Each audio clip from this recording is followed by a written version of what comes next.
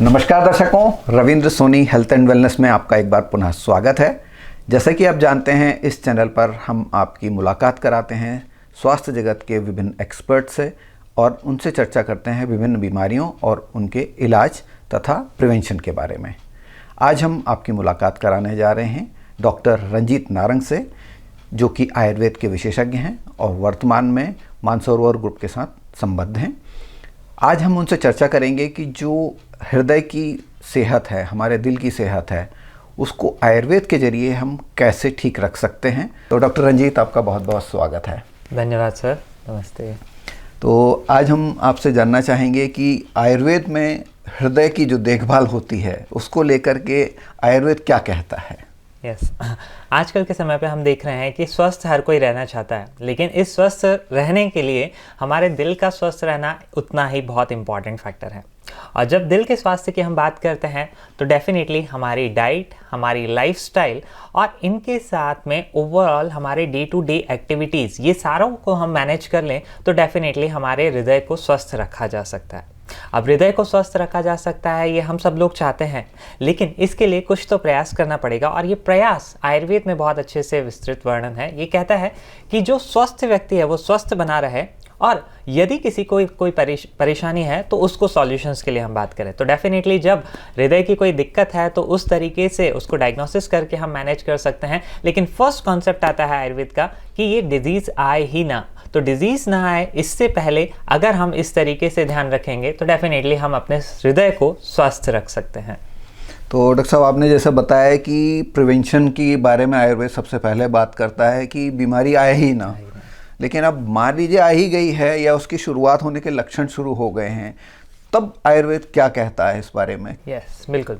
अभी जैसे कि हम देख रहे हैं कि लोगों में अवेयरनेस बढ़ रही है, तो कई बार ऐसा होता है कि लोग हमारे सामने आते हैं कि सर मेरे को हृदय में ये तकलीफ़ है, एग्जांपल ब्लॉकेजेस हैं, हाइपरटेंशन है, या मेरे हृदय की सामान्य गति नहीं हो रही है, ऐसा करके कई बार आते हैं। लेकिन कई बार इस तरीके से जो अपने आप को डायग्नोसिस नहीं करते हैं, थैंक यू, मतलब वो सही समय पे सलाह लेते हैं, तो उनके जो कंप्लेंट्स होते हैं उसको देख करके हमें सामने कुछ पता चलता है और जो डायग्नोसिस बनता है उसके हिसाब से हम हृदय की देखभाल और ट्रीटमेंट करते हैं। अब ये प्रेजेंटेशन कैसे आता है, ये शुरुआत कैसे आती है, हृदय से होने वाले जो भी रोग हैं, जैसे हमारा हाइपरटेंशन हुआ, हमारी कोलेस्ट्रॉल हुआ, ये दो आजकल हर मुख्यतः रूप से देखने को मिल रहा है। यानी कहें कि हर दूसरे घर में ऐसा कोई ना कोई व्यक्ति मिल ही जाता है जिनको ये कोई तकलीफ है। और इसके ऊपर हम देखते हैं तो बहुत सारे परेशानियां जैसे ब्लॉकेजेस हैं, हृदय गति का असामान्य होना, ईएफ फैक्टर्स का कम होना, पैरों में सूजन होना। लेकिन इन सब की शुरुआत कैसे होती है? कुछ छोटे से सिम्टम्स के रूप में। छोटे से सिम्टम्स जिसको हम देखें तो कई लोग इग्नोर कर देते हैं, उनके लिए छोटे, लेकिन मेडिकल पॉइंट ऑफ व्यू से बहुत इंपॉर्टेंट। तो इन सिम्टम्स में सबसे पहले क्या आते हैं कि चलते वक्त अगर हमारी सांस फूल रही है, वन थिंग, या पैरों में सूजन दिख रही है, या कोई भी काम करते वक्त हमारी धड़कन अचानक से बहुत ज़्यादा बढ़ रही है, या एंजाइटी, इस तरीके से ये कॉमन सिम्टम्स हैं जो अगर हैं तो हमें अलर्ट हो जाना चाहिए और एक हमें मुलाकात करके, एक कंसल्टेशन लेकर के अपना हृदय स्वस्थ है वो हमें ज़रूर देख लेना चाहिए। और इन सब की शुरुआत कैसे होती है? हमारी इन लाइफस्टाइल के छोटे मोटे जो भी चेंजेस, मतलब हम सब लोग बेहतर से बेहतर प्रयास कर रहे हैं स्वस्थ रहें, लेकिन फिर भी अगर कोई दिक्कत आई है मतलब कुछ तो गड़बड़ हुआ। और ये गड़बड़ कैसे होती है? इस हृदय को आयुर्वेद अनुसार सिर्फ एक हृदय ना देखते हुए हृदय के साथ निकलने वाली जो पूरी ब्लड वेसल्स हैं, धमनियाँ, इनको भी देखा जाता है। तो ये शुरुआत कैसे होती है? हमारे इन ब्लड वेसल्स में ना एक लचीलापन रहता है। लचीलापन मतलब जब हमें ब्लड चाहिए तब ये फैल जाएं, जब ब्लड कम चाहिए तो ये सिकुड़ जाएं। इनकी ये नेचुरल सिस्टम है। ये नेचुरल सिस्टम के द्वारा, मतलब जैसे मैं अभी बैठा हुआ हूँ तो मुझे समझने के लिए कितना ब्लड चाहिए, 50 ml, लेकिन यही मैं जब खड़े हो जाऊंगा, कुछ हाथ हिलाऊंगा तो कितना चाहिए होगा? नेचुरली कुछ ज़्यादा। अच्छा, यही जब मैं नहा रहा हूँगा, जब मैं दौड़ रहा हूँगा तो ज़्यादा। तो ये कैसे ज़्यादा बढ़ता जाता है? क्योंकि हमारे इन हृदय और धमनियों का कोऑर्डिनेशन होता है कि जब जहाँ जितना ब्लड चाहिए वो इतना फैल करके, सिकुड़ करके पहुँचा देते हैं। लेकिन हमारी लाइफस्टाइल, हमारे खाने पीने की आदतें, हमारे उठने से लेकर सोने तक की जो भी आदतें हैं, इनमें जो कुछ कमी रही तो उनके कारण इनकी धीरे धीरे ये कमी हो जाती है। और कमी हो जाती है तब ये लक्षणों की शुरुआत होती है। और ये लक्षणों की शुरुआत होते हुए कब बढ़ जाती है?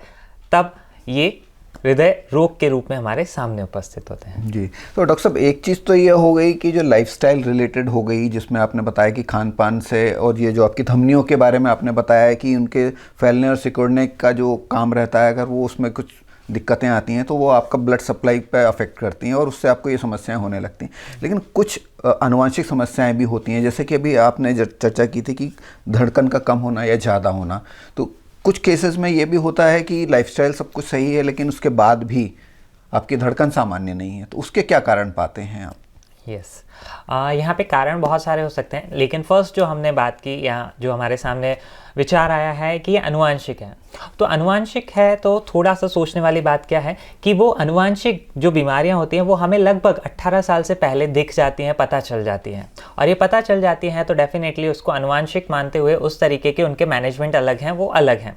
लेकिन हम यहाँ पे बात कर रहे हैं, या एक सोचने वाला विचार है जो अचानक से, मतलब आज यंगस्टर्स में हम देख रहे हैं 30 ईयर्स तक कोई दिक्कत नहीं थी और अब अचानक से ये दिक्कत हो रही है कि सर मेरी हृदय गति सामान्य नहीं है, या सर अभी तक 30 ईयर्स तक तो मुझे कुछ नहीं था लेकिन रैंडमली मैंने एक बार बीपी चेक किया तो बहुत ज़्यादा बढ़ा हुआ दिखा। तो इस तरीके से ये कॉमनली दिख रहा है। तो ये जो कॉमनली दिख रहा है इसके पीछे का विचार हमें करना है कि यहाँ पे कुछ ना कुछ फैक्टर्स है। और वो फैक्टर्स क्या है, जैसे हम सभी लोग स्वस्थ रहने के लिए प्रयास कर रहे हैं, कोई भी इसलिए नहीं खाता कि हम बीमार पड़ें, हम अपने लेवल पे एक बेहतर ही लाइफस्टाइल जीने की कोशिश कर रहे हैं, लेकिन फिर भी गड़बड़ है, मतलब कुछ तो मिसिंग है।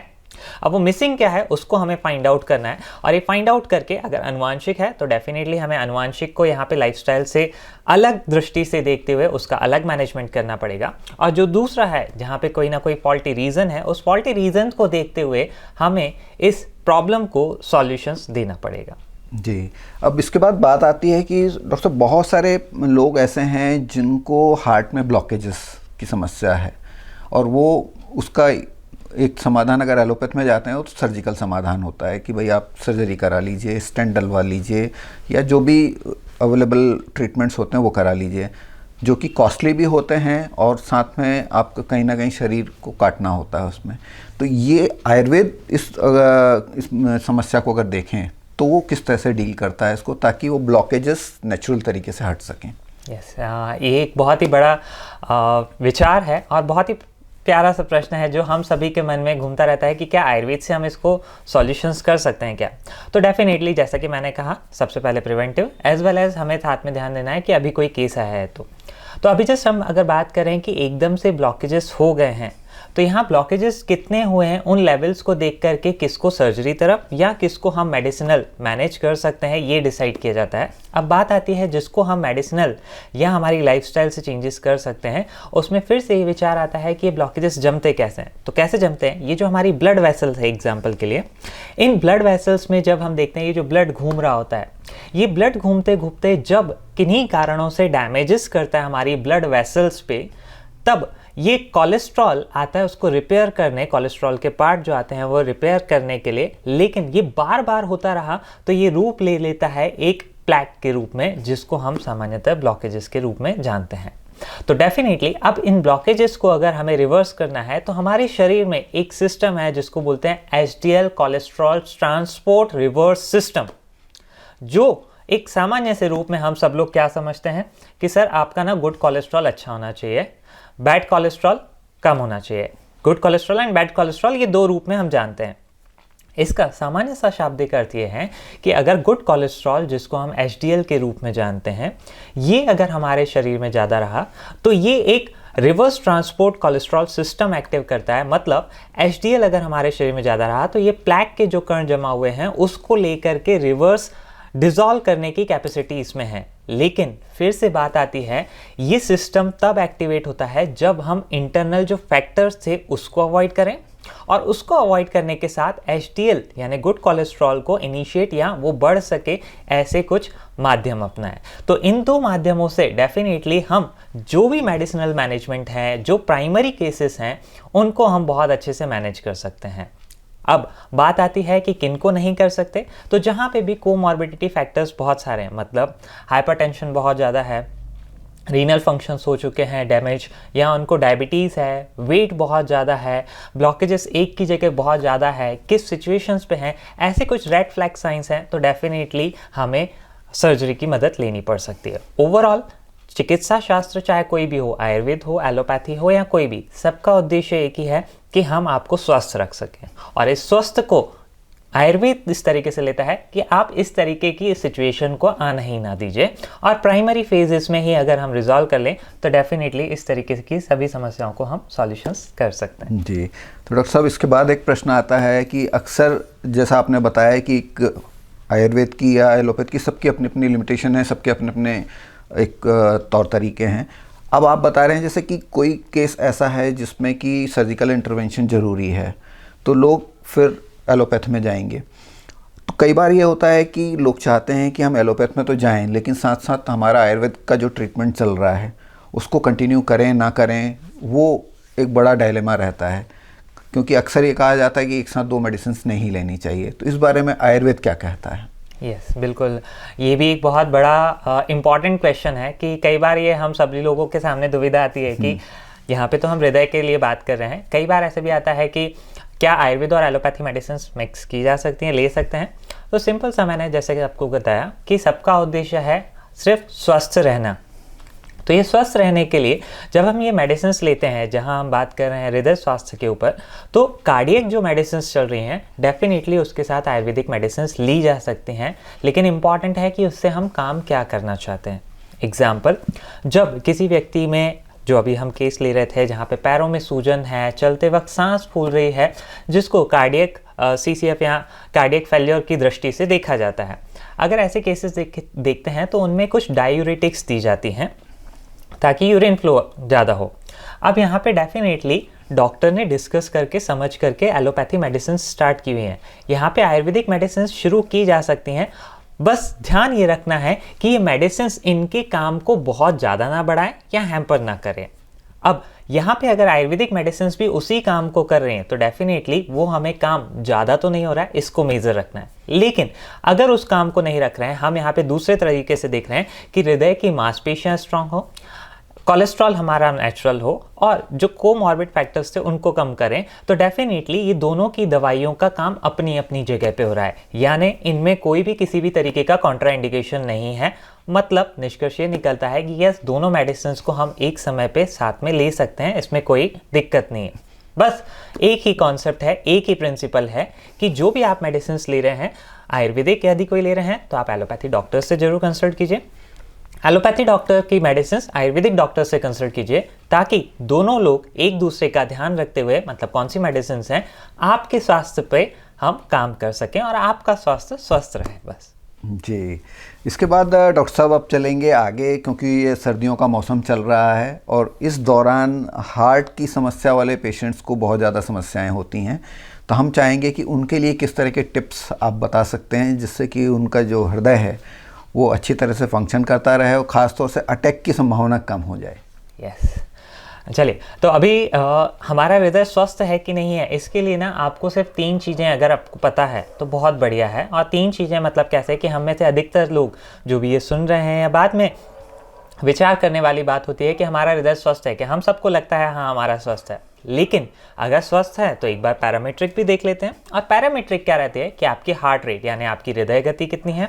आज के समय पे बहुत इजीली आप इससे कर सकते हैं, या आपके पास पल्स ऑक्सीमीटर होता है, और वो भी नहीं तो आपके सामने ना डिजिटल वॉच आजकल हर किसी के सामने है, तो आप एक बार अपनी सिर्फ हृदय गति को देखिए। सेकेंड थिंग, आपको पता है नहीं पता है, लेकिन फिर भी कोशिश कीजिए कि एटलीस्ट साल भर में, अगर किसी को कोई तकलीफ नहीं है तो साल भर में 1 बार 2 बार आपका बीपी जरूर चेक हुआ हो। और अगर किसी को तकलीफ है तो डेफिनेटली हमें रेगुलर फॉलोअप में चाहिए। 2 थिंग्स। थर्ड थिंग, आपका BMI, मतलब आपके हाइट के अनुपात में आपका वजन कितना है। अगर ये तीनों चीज़ें नॉर्मल में हैं, मतलब निश्चिंत रहिए, आपको हृदय से रिलेटेड कोई भी तकलीफ होने की संभावना कम है।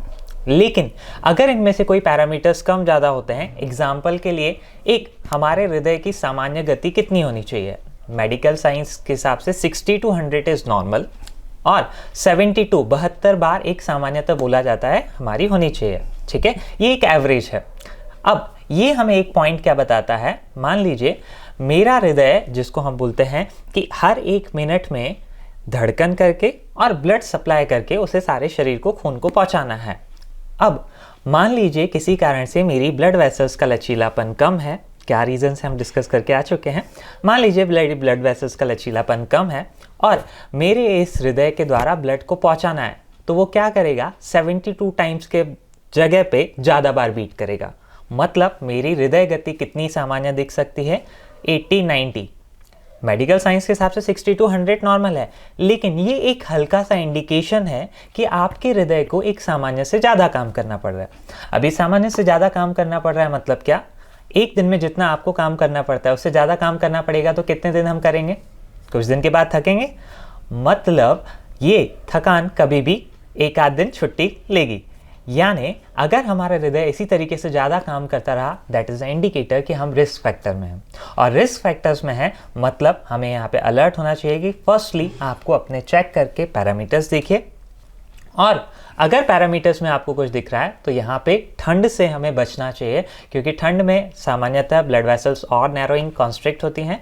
यहाँ पे आपने कॉन्स्ट्रिक्ट होते हुए और कुछ हैबिट्स अचानक से शुरुआत की, अचानक से जिमिंग शुरू की, तो यहाँ पे परेशानियाँ बढ़ती हुई देखने को मिलती है। तो सेकंड थिंग हमें यहाँ पे ध्यान रखना है, सर्दियों के साथ एक्सरसाइज कौन सी करनी है या कौन सी नहीं करनी चाहिए, उसको हमें ध्यान रखना चाहिए। थर्ड थिंग, यहाँ सर्दियाँ आते ही हमें लगता है कि हम गर्म से बहुत सारी चीज़ें खाएं।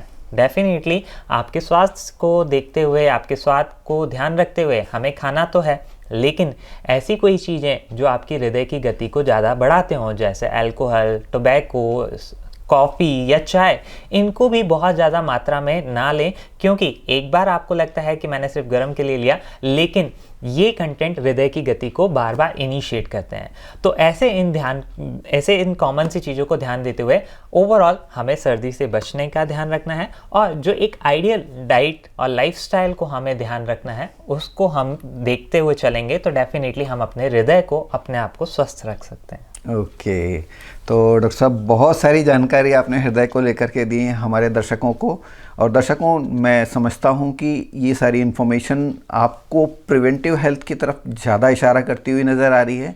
इसके बावजूद अगर आपकी कोई कंडीशन बन ही गई है, आपका हृदय ठीक तरह से काम नहीं कर रहा है, तो जिस तरह के उपाय डॉक्टर साहब ने बताए हैं, अगर आप उनको अपनाते हैं तो मैं समझता हूँ कि बिना मेडिसिन के भी आप काफ़ी हद तक अपने हृदय को स्वस्थ रख सकते हैं। और जैसा उन्होंने बताया कि कुछ मेडिसिन जो हैं एलोपैथ के साथ जो आप बात कर रहे थे, उनको आप ले सकते हैं, बशर्ते कि आप अपने डॉक्टर, अगर आप एलोपैथ में दिखा रहे हैं तो आयुर्वेद की दवाइयाँ आप क्या ले रहे हैं उनको ज़रूर बताएं, और अगर आप आयुर्वेद में दिखा रहे हैं तो एलोपैथ की दवाइयाँ आयुर्वेदिक जो चिकित्सक हैं उनको ज़रूर बताएं।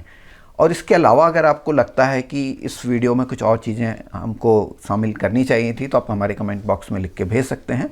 डॉक्टर साहब से जब हम अगली मुलाकात करेंगे तो आपके उन जिज्ञासाओं को, उन प्रश्नों के भी समाधान लेके आने की कोशिश करेंगे। और अगर आपको ये वीडियो हमारा अच्छा लगा हो तो आपसे निवेदन है कि इसको आज ही तुरंत सब्सक्राइब कर लें और इसे ज़्यादा से ज़्यादा लोगों को शेयर करें और लाइक करना बिल्कुल ना भूलें। जल्दी मिलते हैं एक और ताज़ा तरीन एपिसोड में, तब तक के लिए धन्यवाद। जय Hind. Thank you so much sir. Thank you sir, thank you so much.